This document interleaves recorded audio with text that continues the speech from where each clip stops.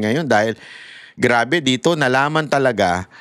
Eto hindi lang nila na-point out Ako medyo nahilawan ako kay Lacson bilang humawak ng Blue Ribbon. Bakit kanyo?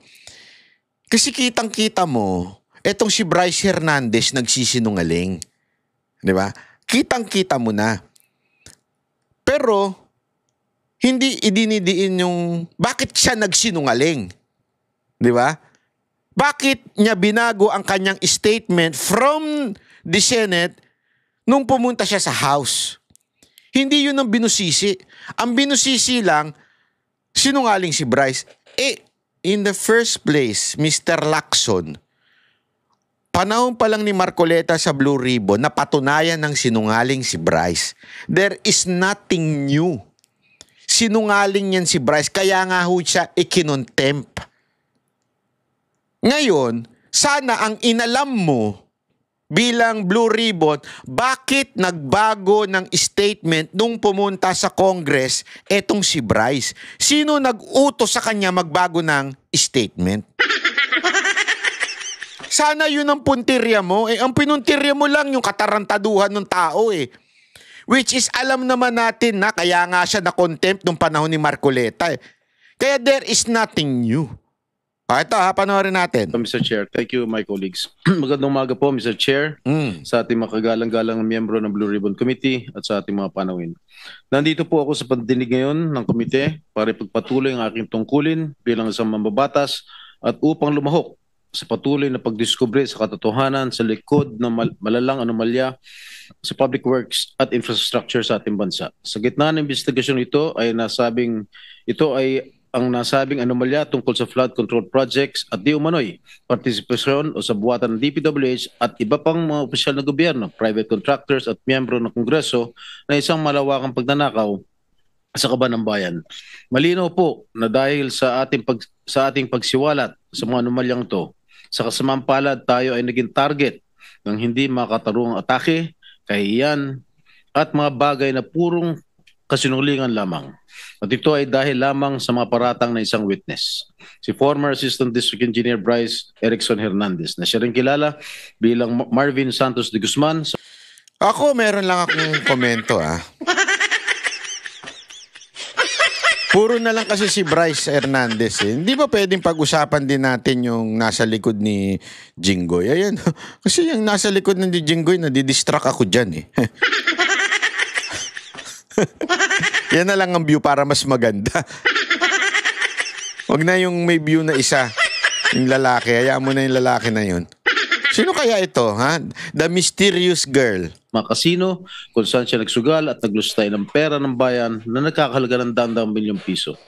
Ginawa niya lahat na ito habang pinupuno niya ang kanyang sariling bulsa at pinupundahan ang kanyang marayang pamumuhay. Alam kong kahit paano ay makaka-relate po kayo sa sitwasyon na ito, Ginoong Tagapangulo, dahil kayo rin po mismo ay nakaranas na maging target way back in 2001 when a certain Ador Mawanay who was masquerading as a whistleblower ay tila nilin lang ang publiko sa kanyang maligaw at maling pahayag. Sa isang kakaibang pagbago ng kapalaran, this representation na masigasig na naghahanap at naglalantad ng katotohanan tungkol sa mga anomalyang ito ay naging puntirya ng mga kasinungalingan. Ako po ay inaakusuhan ng isang taong nahaharap mismo sa mabibigat na aligasyon. Someone whose testimony is riddled with inconsistencies and denials which cast serious doubts about his credibility. Nandito ako ngayon para harapin ang nag-akusa sa akin at hamunin siya na ulitin at patunayan sa harap nitong Blue Ribbon Committee at sa harapan ko lahat ng kasinungalingan ng binitawan niya under oath sa House Tricom Committee hearing. Sa huling pagdinig ng Blue Ribbon na nangyari isang araw bago ang pagdinig ng Tricom, I moved to cite him in contempt. This committee, finding him indeed to be lying under oath, ordered his detention. Nandito rin ako ngayon para ipakita sa lahat ng naniniwala sa kasinungalingan ni Bryce Hernandez na talagang walang katotohanan o basihan ang kanyang di umano'y takot na may balik sa Senado. I have been a member of this institution and I have participated in many controversial investigations for so many years. Gayunpaman, wala makapagsabi na ang Senado, sino man sa mga miyembro nito, past or present, ay pinahintulutan ng sinumang witness under its watch maging threatened, intimidated, influenced o di kaya exposed sa kahit anong pisikal na panganib. I will leave for now to the chairman and other members of this committee the task of probing deeper into the credibility of Bryce Hernandez, if he still has any. His accusations against this representation and Senator Joel Villanueva and other falsehoods he dared to spread under oath into the records of the House of Representatives, yet suspiciously withheld from this committee. I do this to give Bryce Hernandez all the leeway to hang himself with his chain of lies, and so as not to burden this committee with my being among his or his handlers' targets. Hindi man natin mapapaamin ang mga taong sadyang sinungaling, na kahit harap-harapan mo silang kumprontahin, ay magsisinungaling pa rin. Naniniwala ako na mapapalabas din natin ang katotohanan. Ang katotohanan na nagkamal ng pondo mula sa kaban ng bayan, ang makatulad ni Bryce Hernandez na walang pakialam sa pagkakalugmok ng ating mga kababayan sa pinsalang dulot ng baha at kalamidad. Hindi ako matitinag ng mga kasinungalingan na naglalayong ilihis ang atensyon ng publiko mula sa katiwalaan bumabalot sa mga flood control projects. Buo ang aking loob na sa bandang huli, ang katotohanan ang mananaig at ang akusasyon laban sa akin ay malalantad bilang walang saysay na paninira. We're all seeking the truth, to exact accountability, and to safeguard the trust given to us by the Filipino people who elected us. They deserve and demand no less. Okay. I will proceed now with my questions, Mr. Chair. Tatanungin ko muna si Ms. Mina Elampar Jose. Una-una, kanina lamang ako nabigyan po ng kopya ng inyong sinumpaang salaysay. Meron lamang akong ilang katanungan upang malaman ng taong bayan ng katotohanan sa likod ng sinungalingan ni Bryce Hernandez laban sa akin. Okay? For the record, ano po ang kumpletong pangalan ninyo? Your Honor, if I may, can I have please a short statement? I hope you will not deduct it from my time. Oh, hindi. Kasi yung responses hindi kasama. Go ahead, please. Yes, Your Honor. Yes, I am Mina Jose, and I am appearing before this committee in my personal capacity, and as a representative of WJ Construction. I came before this committee with humility and respect to share the truth. First of all, I thank the committee through the leadership of our chairperson, Honorable Senator Panfilo Lacson, for giving me this opportunity to explain my side. Today, I wish to clear not only my name, but also the name of WJ Construction and those personalities who have been unfairly dragged. So the moment that you've all been waiting.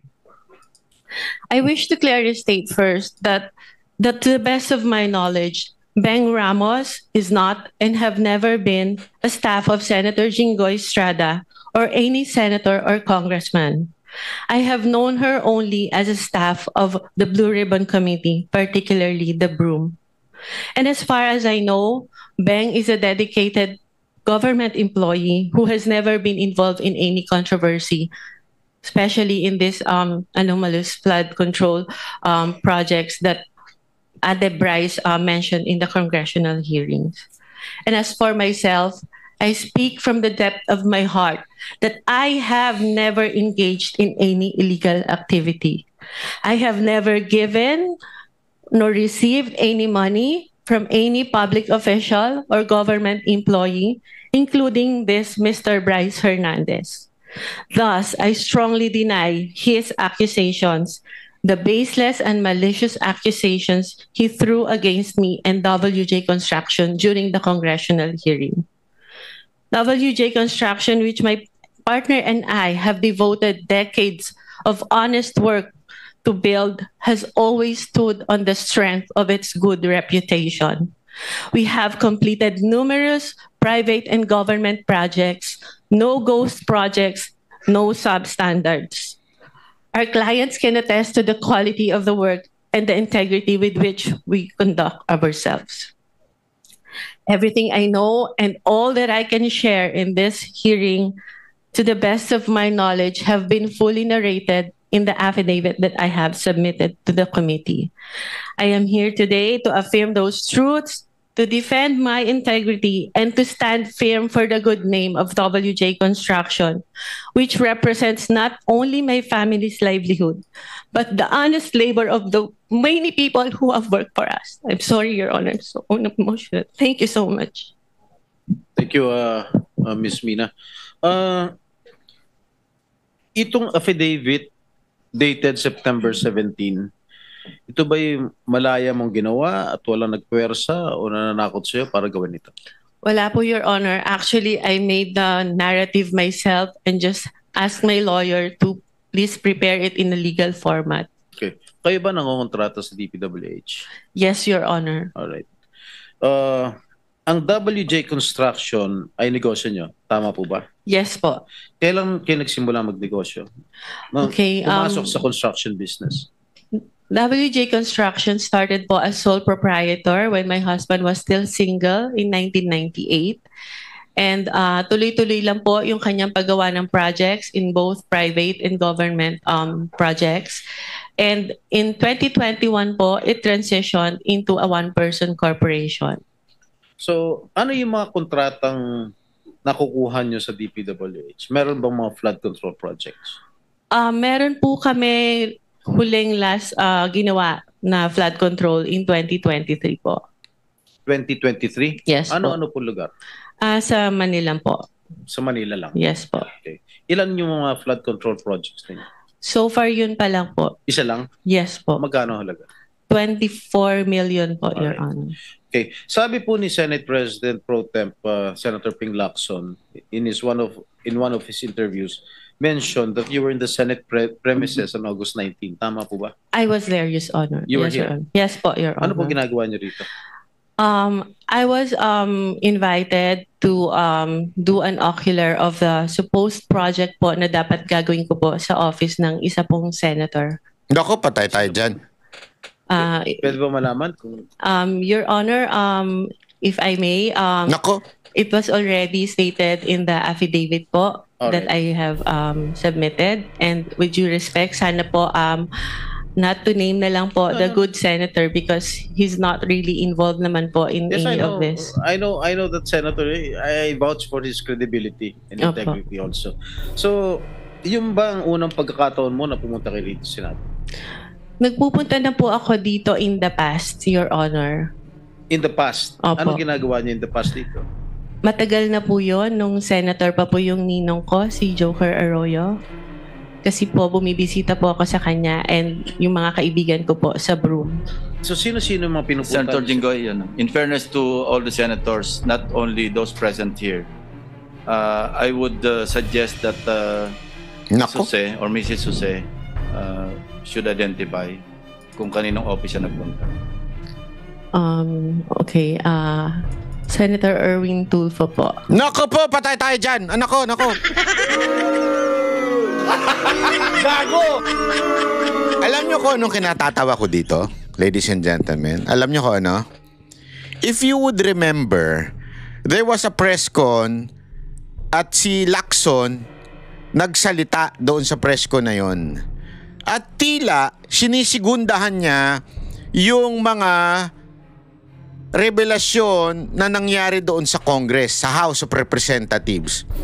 Nagkaroon kasi ng pagdinig sa House. Tapos ang issue doon yung mga binanggit na senador. Nandun si Jinggoy at nandun si Villanueva. Binanggit ni Bryce Hernandez. Tapos para bagang sinigundahan ni Lacson na meron nga kami CCTV.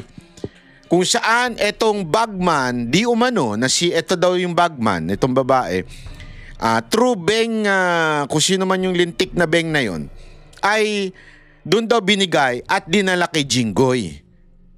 So, hindi man sinabi ni Lacson directly na si Jinggoy ang pinuntahan nitong babae na ito. Pero yung timing, kaya yung mga media nagpe-piesta nun eh. Pinagpe-piesta nila hinuhulaan nila si Jinggoy ba yan o si Villanueva ba yan? Kasi para bagang sinigundahan pa ni Lacson.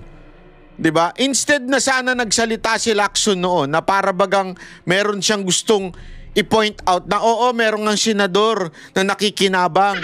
Parang meron, kasi ganyan lagi si Lacson ang dating niya parang investigador ako. Dati akong general, dati akong PNP chief, dati akong magaling na intel. Yung intel niya pala, sunog siya. Yun ang totoo, sunog siya sa intel niya na wala naman palang pinaghatirang pera itong babae na ito. At lalong-lalo nang hindi si Jinggoy at lalong-lalo nang hindi si Villanueva. Eh bakit niya parang tila no sa press con niya dati kinargahan yung mga ni-reveal doon sa kamera? Nakukuha ninyo yung pinapaliwanag ko sa inyo? Kasi itiniming niya doon eh. Yun yung mga tanong sa kanya noon eh. Ano masasabi ninyo tungkol sa sinabi ng kamera, ganito. Tapos bigla mong i-bring up yung, oo nga, meron kami CCTV na pinagatiran ng pera, ganito. Eh remember, may pera pang pinakita sa kamera. So ibig sabihin, talagang para bagang meron kayong gustong palabasin. Di ba? Although, hindi din mention any names. Kaya lang, it's really obvious. Ngayon, sunog siya.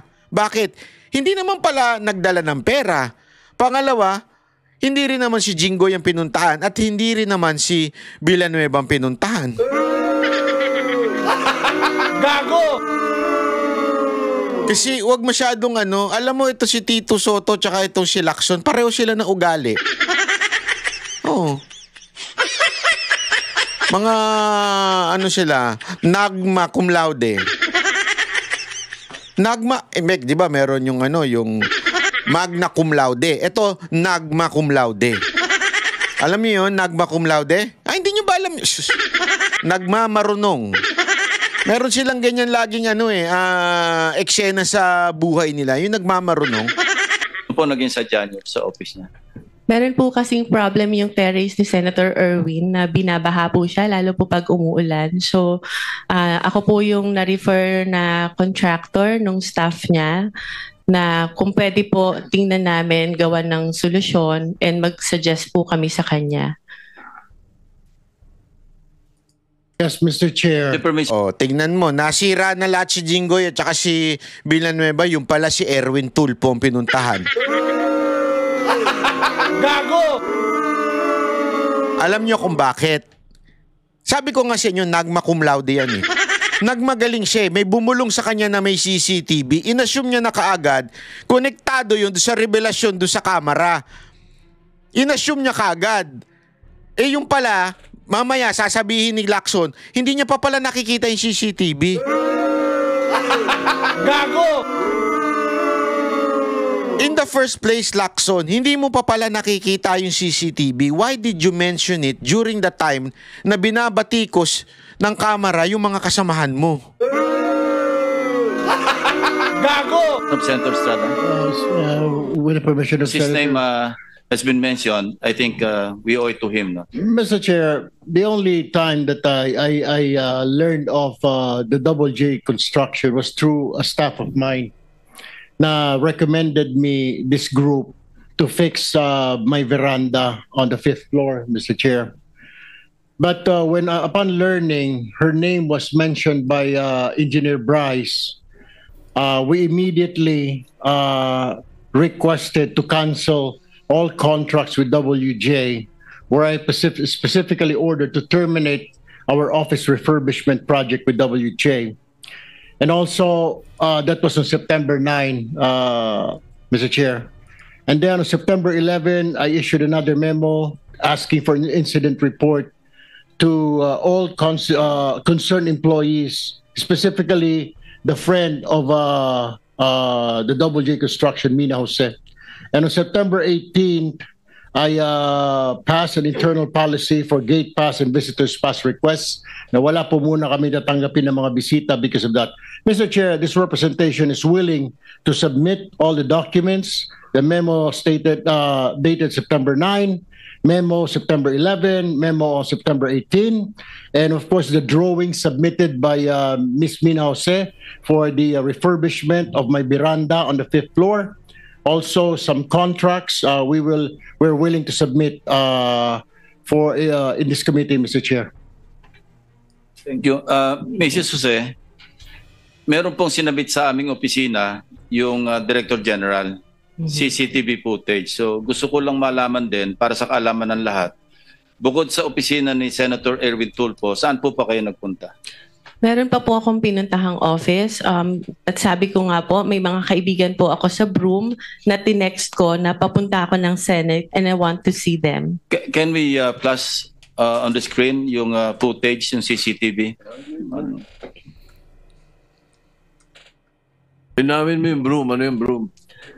It's the Blue Ribbon Oversight Office Hindi Management, alam Your ng Honor. public. Ito na naman si Nagma. Ito, no? Nagmamarunong talaga eh, no? Sa third floor na ba ito? Doon muna sa ground floor.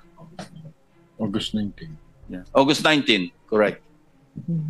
Sige po, habang tinitingnan nyo, kayo na yung magkwento kung ano yung flow ng events nung kayo dumalaw dito. Anong Okay, oras? so from the lobby po, nagsabi po ako na I have a permit to enter the Senate, and then tinanong po yung pangalan ko, hinanap po nila sa computer, and then nung na-confirm po nila, sabi nila, umakyat ka na sa second floor, dun ka mag-register.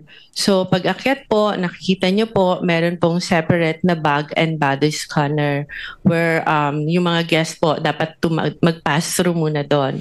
After po nun, pupunta po sa logbook area, ilalag nyo po yung pangalan nyo, yung phone number nyo, taga saan kayo, and kung saang office kayo pupunta.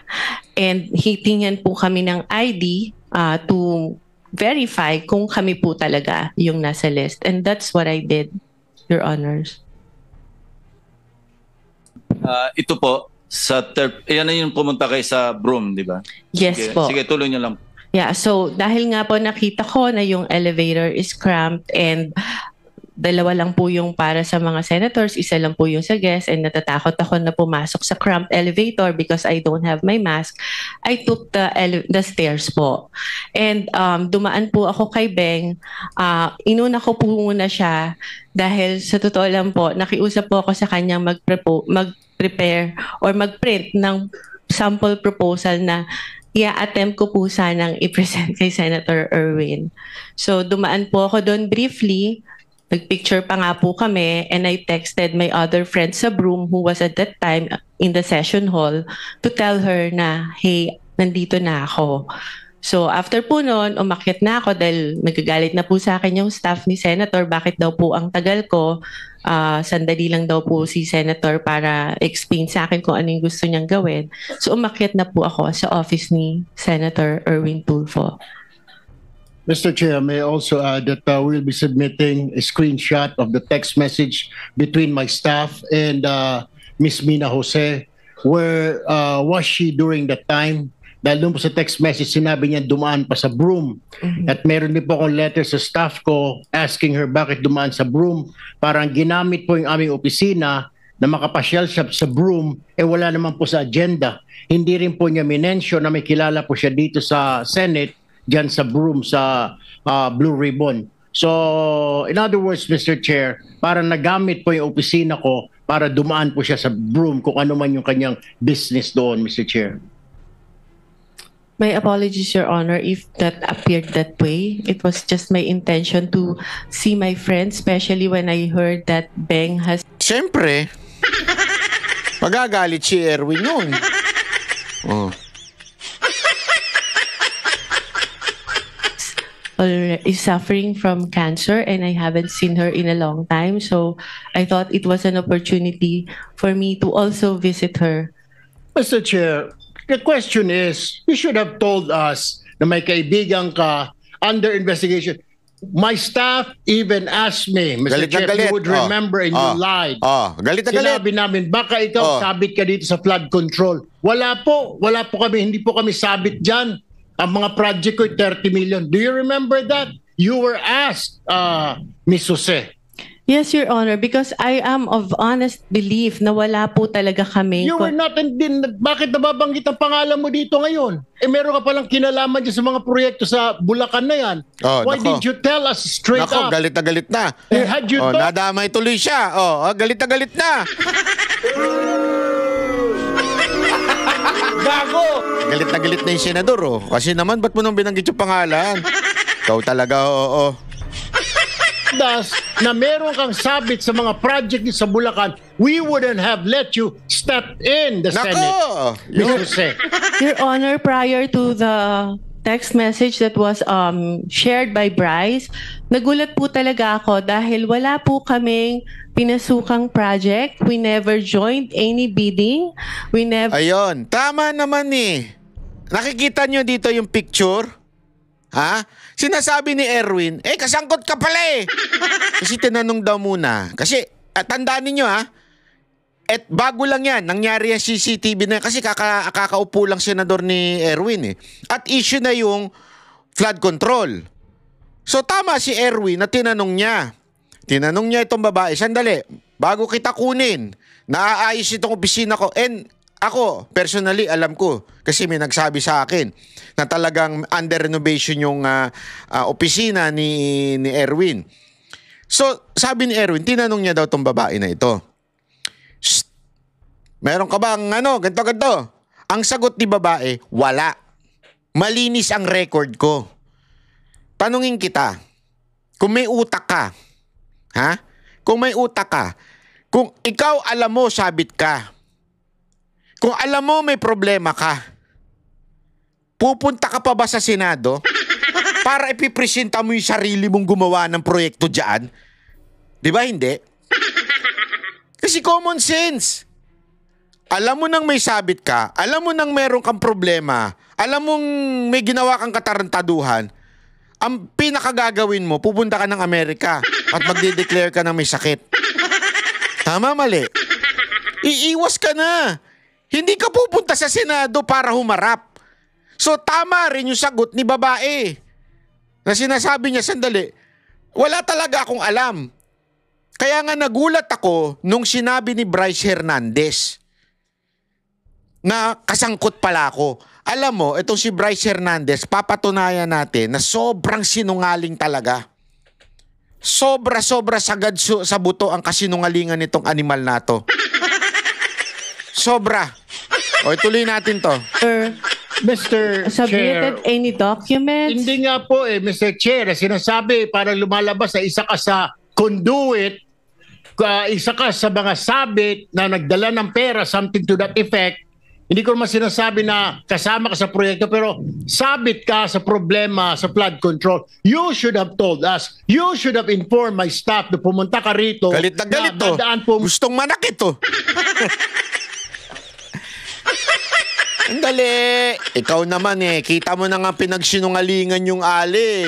Ididiin mo pa sinungaling na nga si Bryce Una ako, how hard is that to say? Pakisabi kay Senator, dadaanan ko muna yung kaibigan ko sa Broome na may sakit na cancer. Why didn't you do that, Ms. Jose, Mr. Chair? Your Honor, I don't think Senator Erwin is privy to the conversation with the staff Yes, to whom I have mentioned before. Senator This- Erwin, please, no. I think si Bryce was the one who made that assertion, Yes, Your Honor. implying Tinan mo. Pati si Lacson, alam niya si Bryce ang may kay katarantaduhan Ito naman si Erwin, porkit nabanggit lang yung pangalan mo, pikon na pikong ka na. Hindi ka naman tinuturo. Ang linaw naman na sinabi ni Ateng. Masyado ka namang naging defensive. Huwag masyadong defensive. Hindi porket close ka kay Martin Romualdez, kailangan mo maging defensive. Ayan, nasabi ko sa'yo, huwag ka nagdidikit dun Dikit ka ng dikit dun Ayan tuloy kung ano-ano napabibintangan sa'yo. that WJ/Beng Ramos magdadala ng obligation. Can you clarify that? Ano yung obligation na sinasabi mo? Yun po yung yung sa proponent po nung project na ibinigay po ni Boss Henry sa kanya. At yung regarding naman po dun sa pagdadala ng obligasyon, meron po akong follow-up na magpapatunay na What exactly did you mean when you said nung nag-ano ka sa house, yung obligasyon? Ano yung obligation na yon? Pera? pera po. Para kanino? Lagay? Ano yung context ng obligation? Pera po siya para sa proponent.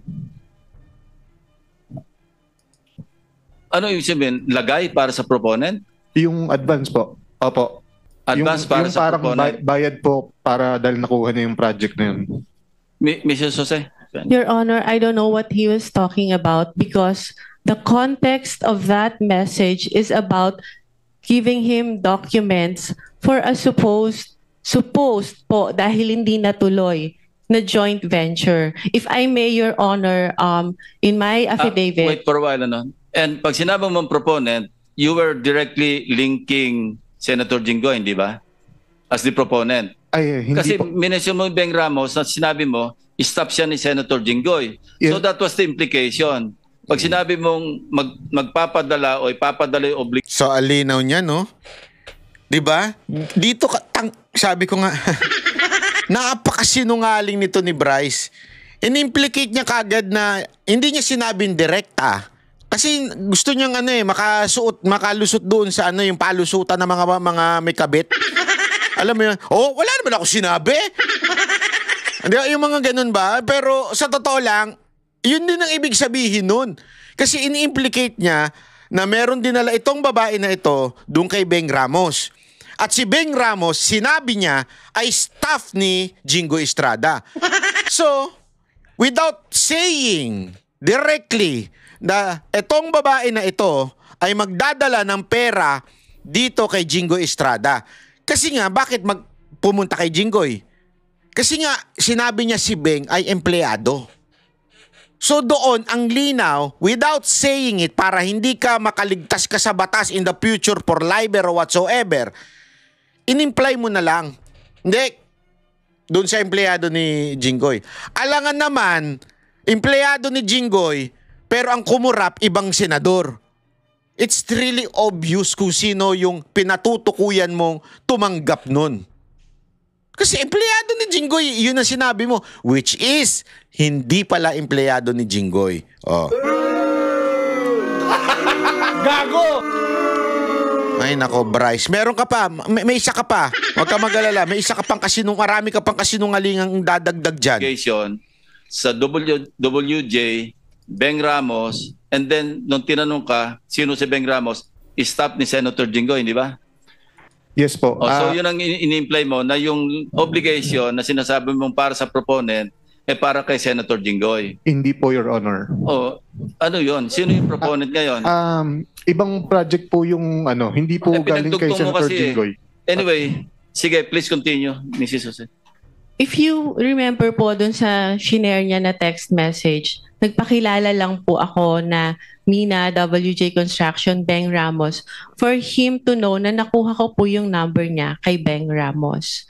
And nag-usap po kami, nagpakilala ako as contractor, nagtanong po ako sa kanya kung ano po ba yung, to have an overview kung ano po yung mga projects na meron po sa kanilang district nung sinabi niya po na siya ay taga Bulacan. So, nung sinabi niya po... Ito yung thread ninyong dalawa. Sige, tuloy mo lang. Yes po. Nung sinabi niya po na mostly flood control, tinanong ko po kung ano po yung category na required nila. Ang sabi niya po, at least small A. Sabi ko po sa kanya, hindi po pala kami pwede because our flood control category is only small B. So, baka hindi na po kami tumuloy. And he suggested po na pwede pa rin naman through a joint venture agreement, which is naman po normal na kalakaran sa construction, sa DPWH, na if you want to participate in a project na hindi ka qualify, you can do a joint venture with a license na qualified po doon. So our agreement was that, but sa kanya po, bibigyan kita, ipapakilala kita doon sa contractor na qualified, but all the expenses, sabi niya, for the processing of the joint license agreement will be for your account. So ako naman po nag-agree, no? And yun po yung conversation namin. Nasabi ko, sige, Pero alam mo, ito may papakita ko sa inyong video bago ituloy yan. Eto. Nakita nyo? Lacson. WJ construction employees seen delivering kickbacks in Senate. Pero hindi niya pa nakikita yung CCTV dito. Pero in-imply na ni Lacson, hindi po ako nagsabi, Inquirer, ayan o, inquirer.net. In-imply na ni Lacson na she was delivering kickbacks in Senate. So, Lacson, wag ka magmalinis. Kasama ka sa nag-i-imply nung una. Oh, parinig natin yung, ito yung interview niya. Ito yung after nung, kita nyo, 7 days before. Yan po yung after magkaroon ng pagdinig sa kamera. Okay, play natin. Ay. Sabi ko na nga unmute eh. O yan. Pasok. As we speak, meron kaming video footage ng CCTV footage na dumalaw dito talaga yung WJ. Ang pangalan niya Mina, no? Ipapatawag namin yon. Kasi tatanungin namin, although may idea kami kung saan siya nagpunta rito, kaninong opisina ang dinalaw niya, pero ipapatawag namin para malaman natin kung kanino siya nagpunta, kaninong office at sino yung kinausap niya para maliwanag whether or not staff ng Blue Ribbon yung pinuntahan o legislator yung pinuntahan, edi magpaliwanag yung kapwa senador kung siya ay napuntahan. Bakit nagpunta rito yung WJ? Papasupin ako yung yung in charge sa CCTV rito para siya yung mag-testify na actually on this date, at this time. Kung saan pumunta? Ito yung makita naman sa CCTV yun eh. Pero mas mainam na yung formally i-testify noong mismong operator ng CCTV kung saang opisina, kailangan yun eh. Kasi kung CCTV alone, hindi mo mapagsilita yun eh. Pero may initial info kayo, sir, kung kaninong office ng Meron, senator? pero hindi validated eh. Kaya mas magandang tingnan na muna. Sir, will you be inviting Pinasecure ko na yung footage. It's a good thing that... Yeah. Ito yung problema kay Lacson eh. Yun yung nagmakaw loud eh. Nagmamagaling minsan eh. Na parang ang dating, after na camera, bigla siya nagsalita ng ganito na para bang sinisigundahan niya yung sinabi ng camera na si Jinggoy at saka si Villanueva may nakakitang CCTV na nag-deliver ng kickbacks. Hindi ako nagsabi ha. Inquirer. Ayan ang linaw. Lacson. Nagpa-deliver.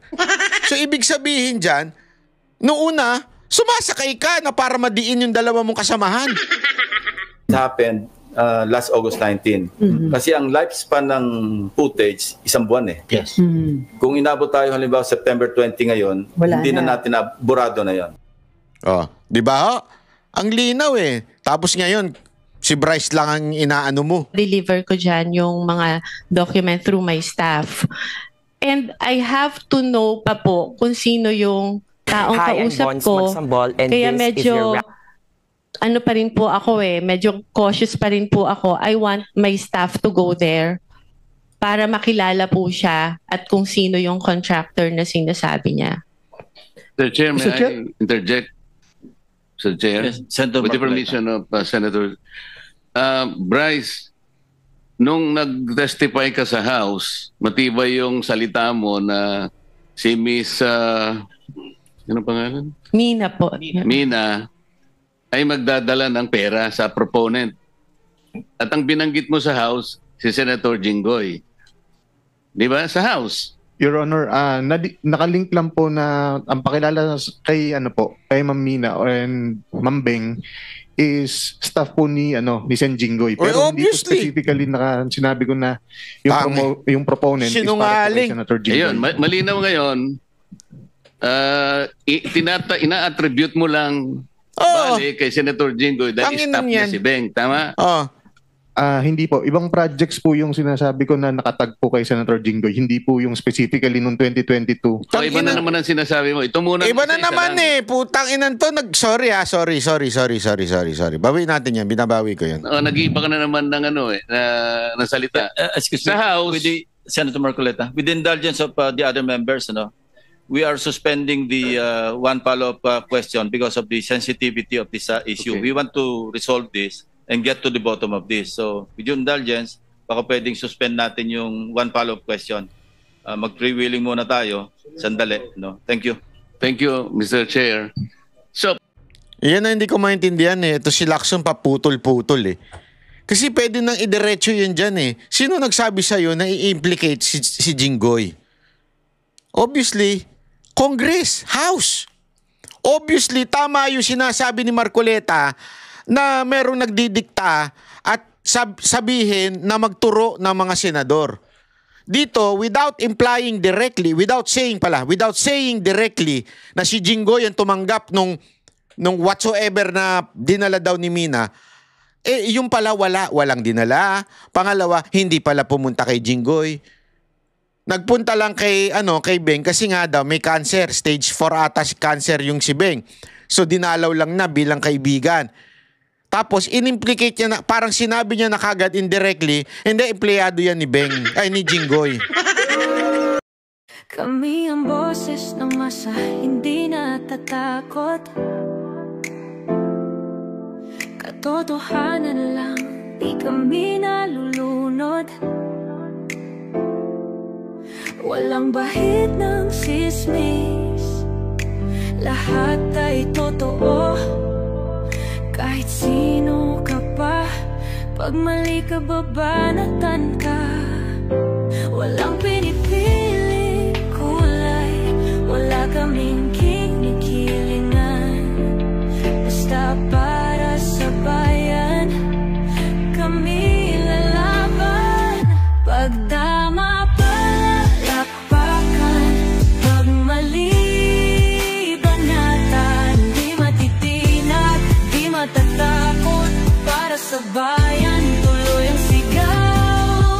Sa harap ng kamera, walang halong takot. Mga baluktot, lahat kayo'y tutumba. Ang hustisya at totoo, yun lang ang mahalaga. Kahit sinong harang, di kami matitinag. Walang pinipiling kulay, wala kaming kinikilingan. Basta para sa bayan, kami lalaban. Pag tama palakpakan, pag mali banatan. Di matitinag, di matatakot, para sa bayan tuloy ang sigaw. Kung nasa tama ka, ikaw ay aming kasama. Pero pag mali ka, handa ka na bang mabasag? Banateros kami, walang inuurungan. Dahil bayan muna, bago ang sarili. Bago ang sarili.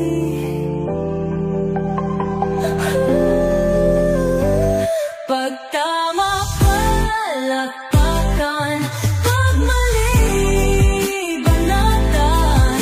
Banateros ang sigaw, katotohanan ang laban.